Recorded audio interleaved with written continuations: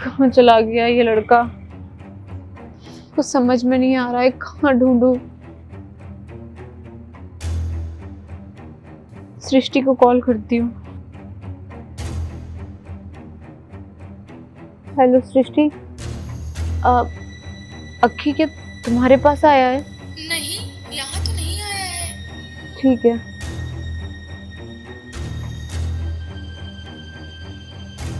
मैं धनुष को फोन लगा के पूछती हूँ, कहीं उसके पास तो नहीं है।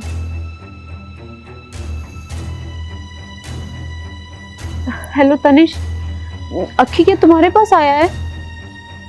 नहीं, ठीक है। दीदी को कॉल लगाऊं?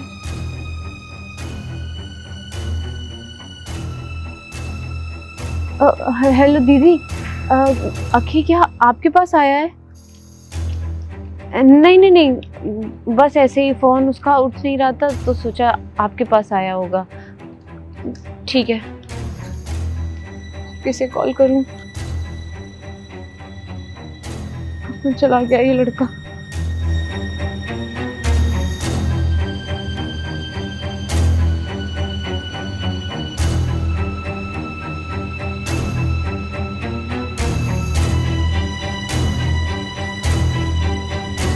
ये अक्की,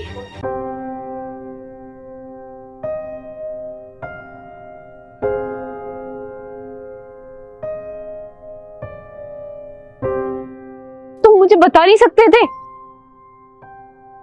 क्या हो गया, तुम इतना परेशान क्यों हो?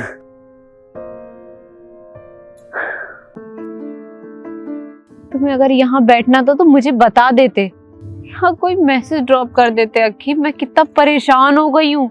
कल रात से तुम कहाँ थे? तुम्हें आइडिया भी है मैं कितना परेशान हो गई थी? तुमने एक भी बार मेरे बारे में नहीं सोचा कि अगर मैं घर नहीं गया या मैंने कॉल मैसेज नहीं किया तो वो कितना परेशान हो जाएगी? अगर तुम थोड़ी देर और नहीं मिलते तो मुझे तुम्हारी मिसिंग कंप्लेंट लिखवानी पड़ती। तुम्हारे जितने ऑफिस के लोग हैं, बल्कि तुम्हारी दीदी तक के पास मैंने कॉल कर लिया। बस मन नहीं था घर आने का, फोन भी स्विच ऑफ हो गया था तो उसके लिए सॉरी। और 4 दिन से मैं ऑफिस नहीं जा रहा हूँ, तुमसे झूठ बोल रहा हूँ। ऑफिस नहीं जा रहे? तुम तो मुझसे रोज यही बोलते थे कि तुम्हें ऑफिस जाना है और तुम ऑफिस के लिए निकलते थे। ऑफिस नहीं जा रहे तो कहाँ जा रहे हो तुम? मुझे ऑफिस से निकाल दिया गया, झूठा इल्जाम लगाया गया मुझ पर। किसने? मेरी कंपनी के कुछ एम्प्लॉय लोग मिलकर 2 नंबर का काम कर रहे थे। अब वो चाहते थे कि मैं भी उनमें शामिल हो जाऊं, पर शामिल होने से मैंने मना कर दिया। वो मुझे खरीदना चाहते थे और मेरा ज़मीर गवारा नहीं किया कि मैं उनकी एक्टिविटी में शामिल हूँ। और मैंने ये भी बोला कि इस कंपनी का मैं ईमानदार एम्प्लॉय हूँ और अगर यही सब चलता रहा तो ये सब चीज़ मैं बॉस को बता दूंगा। तो सब लोगों ने मिलकर मेरे ऊपर चोरी का इल्ज़ाम लगा दिया। अब सारे एम्प्लॉय एक साइड और मैं अकेला, तो फिर मुझे ऑफिस से निकलना ही पड़ा।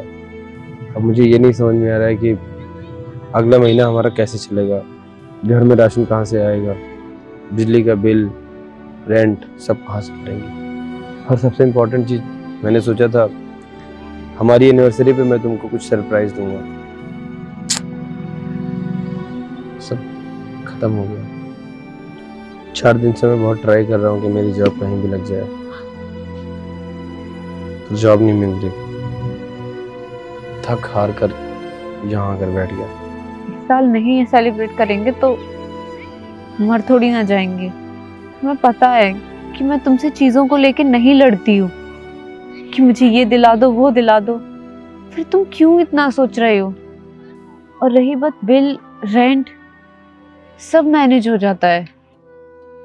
इसका मतलब ये थोड़ी है कि तुम घर छोड़ के यहाँ पार्क में बैठ जाओ, घर से गायब हो जाओ। आई एम सॉरी प्रांशु, मैंने तुम्हें बिना किसी मैसेज ड्रॉप किए घर से बाहर आ गया। मुझे लगा कि तुम सो रही हो, लेट उठोगी तब तक मैं पहुंच जाऊंगा। फोन स्विच ऑफ हो गया, पता ही नहीं चला। और सोचते सोचते कब सुबह होगी पता नहीं चला। मुझे थोड़ा सा भी पता चलता तुम इतना परेशान होगी, मैं अब तक आ जाता। आज के बाद ये बच्चों वाली हरकत बिल्कुल भी मत करना। कोई भी प्रॉब्लम हो तो प्लीज मुझे बता देना। मुझे कितनी टेंशन हो गई थी सिर्फ मैं जानती हूँ।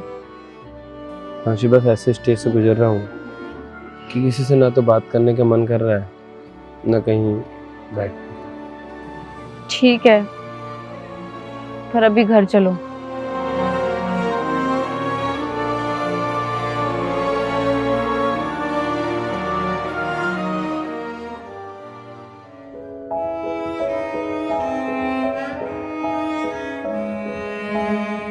ये लो पैसे। ये पैसे कहाँ से है तुम्हारे पास?